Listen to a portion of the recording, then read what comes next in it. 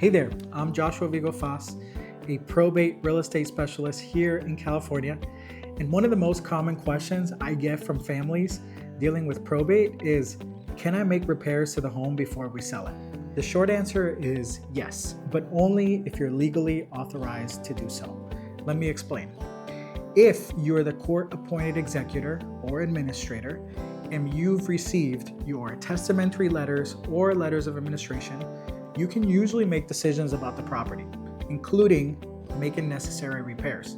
But here's the catch. Those repairs need to be in the best interest of the estate, and they should really help increase the value and marketability of the home. Think about safety issues, code violations, or essential fixes like roof leaks, plumbing, or cleaning out of the property. What you don't want to do is start major renovations or spend estate money without a clear purpose or before you're officially appointed.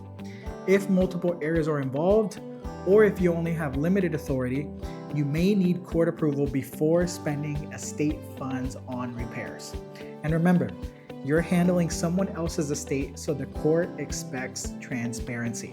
Here's my advice. Talk with a probate attorney or a real estate professional who understands this process before you spend any money. I've helped many families decide what's worth fixing and what's better left as is, so you don't waste time or money. If you're dealing with a probate property and not sure what your options are, please feel free to reach out.